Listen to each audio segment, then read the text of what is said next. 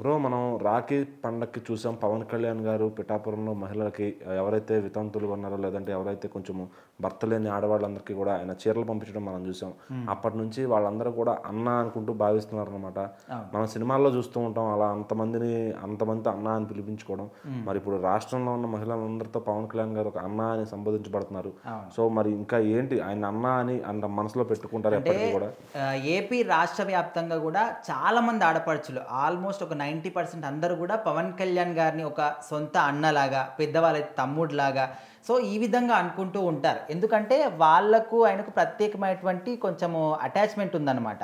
అయితే పవన్ కళ్యాణ్ గారు గెలుపొందిన అంటే గెలుపు రాకన్నా ముందు కూడా ఆయన పాదయాత్ర చేసినప్పుడు కావచ్చు, రాష్ట్ర వ్యాప్తంగా ఎక్కడికి వెళ్ళినా కూడా ముఖ్యంగా ఆడవాళ్ళకి ఎలాంటి సమస్యలు ఉన్నా కూడా వెంటనే పరిష్కారం ఏ విధంగా చూపించాలనే విధంగా ఆలోచిస్తూ ఉంటారు. మనం చూసాం అప్పట్లో ఆయన పాదయాత్ర చేసేటప్పుడు ఒక దగ్గర మహిళలకి వాటర్ సౌకర్యం లేదని చెప్పేసి ఆన్ ది స్పాట్ వాళ్ళ కోసము బోర్ వేయించడం కానీ సో ఇలాంటివన్నీ కూడా చూసినాం.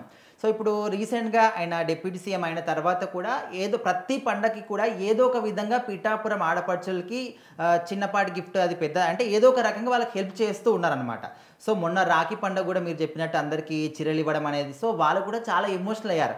మాకు సొంత అన్నలు లేకపోయినప్పటికీ ఇన్ని సంవత్సరాల పాటు కూడా మాకు పెళ్ళిళ్ళైనా కూడా సొంత అన్న లేడు కాబట్టి మాకు ఎవరు కూడా ఈ విధంగా చీరలు పెట్టలేదు.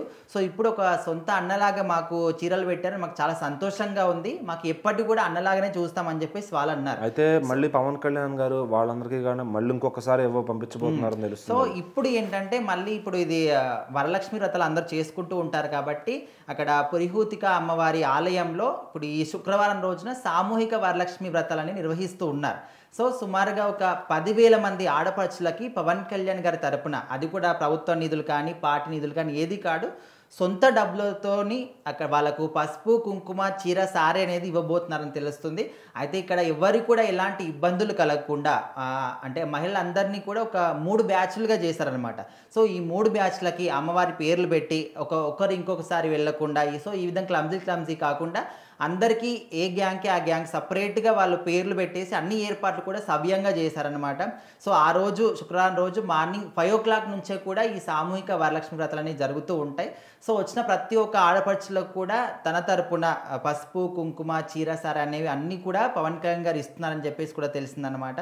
సో ఎందుకంటే ఇది ఏదో వాళ్ళ తరపున అంటే వాళ్ళని ఏదో బుట్లో వేసుకోవడానికి మంచి పేరు తెచ్చుకోవడానికి ఈ విధంగా కాదు, జస్ట్ పవన్ కళ్యాణ్ గారి గెలుపులో పిఠాపురంలోని మహిళలు కీలక పాత్ర పోషించారని చెప్పేసి ఆయనకు కూడా తెలుసు. ఆయన అక్కడికి వెళ్ళినప్పుడు కూడా ఆడపడుచులందరూ హారతి పట్టడం కానీ ఎలక్షన్ కన్నా ముందు కూడా హారతి పట్టడం ఆయన కోసం ఎదురు చూడడం సో ఇదంతా కూడా ఆయనకు తెలుసు. పిఠాపురం ఆడపడుచులకి పవన్ కళ్యాణ్ గారికి ఒక ప్రత్యేకమైనటువంటి అనుబంధం ఉంది. సో అందుకోసం అని చెప్పేసి పవన్ కళ్యాణ్ గారు ప్రతి పండగకి ఏదో ఒక విధంగా వాళ్ళకి హెల్ప్ చేయడం కానీ లేకపోతే ఆయన తరపున ఒక అన్నలాగా ఏదో ఒక గిఫ్ట్ పంపించడం కానీ చూసాం. సో ఖచ్చితంగా ఇప్పుడు కూడా ఈ సామూహిక వరలక్ష్మి వ్రతంలో మాత్రం దాదాపు ఒక 10,000 మంది ఆడపడుచులకు పసుపు కుంకుమ చీరసారనేవి అందిస్తూ ఉన్నారు.